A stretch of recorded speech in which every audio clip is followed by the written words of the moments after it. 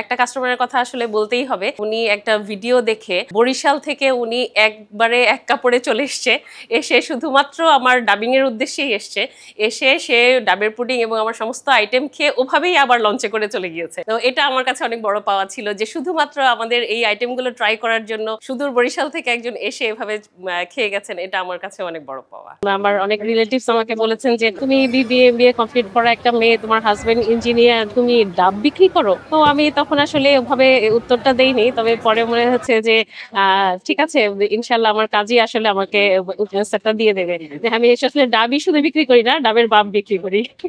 আমরা প্রথম দিন মাত্র 7টা ডাব নিয়ে শুরু করেছিলাম এবং এখন মাশাআল্লাহ এমনও দিন যায় যে আমাদের 170টা ডাব দিয়ে কাজ করতে হয়। একদম ঈদের দিন আমার হিউজ একটা অর্ডার আসলো, 400 পুডিং আমাকে ডেলিভারি দিতে হবে এবং এটা দিতে হবে গভর্নমেন্টের একটা প্রোগ্রাম হবে সেখানে। তো আমি এটা আমার জন্য একটা অনেক বড় চ্যালেঞ্জ ছিল এবং এই প্রোডাক্টটা নেওয়ার আগে তাদের ল্যাব টেস্ট হবে এবং ল্যাব টেস্ট হলো, ল্যাব টেস্টে আমাদের এটা ভালো রেজাল্ট আসলো। কারণ জানি তো, আমি তো নিজেই জানি যে আমার এখানে তো অন্য কোনো কিছু নেই, আমার বাচ্চারা এটা খায়। আর আমার একটা মোটিভই ছিল যে আমার বাচ্চারা যেটা খাবে, আমি যেটা খাবো সেটাই আমি কাস্টমারকে খাওয়াবো। এটা শুরু করার আগে প্রথমে আমি জব করতাম, এরপরে আমার সেকেন্ড বেবিটা হওয়ার পরে আমার আসলে জবটা ছেড়ে দিতে হয়। তারপরে আমি আবার একটা ই-কমার্স অর্গানাইজেশনে ছিলাম। তো থাকার পরে এখন জব করতে করতে ছেলেটা আমার হঠাৎ অসুস্থ হয়ে যায়। তো অসুস্থ হওয়ার পরে আমি আসলে খুব প্যানিক মাদার, তো আমি জবটা কুইট করলাম যে এরকম যে না, আমি আসলে এইভাবে বাচ্চাদের রেখে জব করতে পারবো না। তারপরে এরপরে আমার নিজের কাছে খুব অ্যাংজাইটি হতো যে জব করছি না, আমার কোনো কন্ট্রিবিউশন নেই, এই টাইপের একটা মানসিকতা আমার ভেতরে খুব পেইন দিতে থাকে। তখন আমার হাজব্যান্ড আমাকে বললো যে দেখো, তুমি বিজনেস করো, তুমি পারবা। আমার মনে হলো যে আমি কখনোই বিজনেস করতে পারবো না, মানে বিজনেস আমাকে দিয়ে হবে না, বিজনেস কিভাবে স্টার্ট করে, অনেক রিস্ক ফ্যাক্টর থাকে, অনেক হিউজ ইনভেস্টমেন্টের ব্যাপার, অনেক কিছু মনে হতো। তো ও আমাকে সবসময় সাপোর্ট দিত যে না, তুমি করো, তুমিই পারবা, তোমাকে দিয়েই হবে।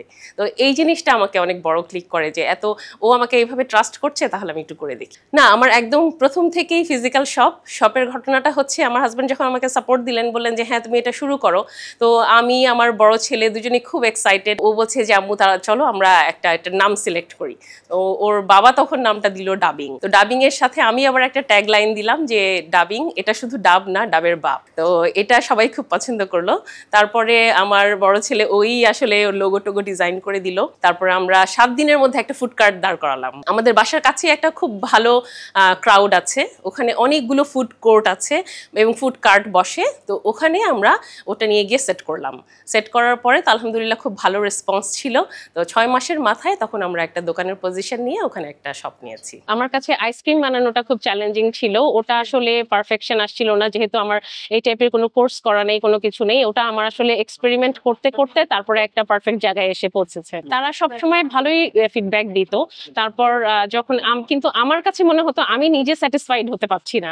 আমার কাছে যতক্ষণ না পর্যন্ত আমার নিজের টেস্ট বার্ডের সাথে যতক্ষণ না পর্যন্ত আমি নিজে স্যাটিসফাইড হব, ততক্ষণ পর্যন্ত আমার কাছে মনে হচ্ছিল না যে না, এটা পারফেক্ট হচ্ছে।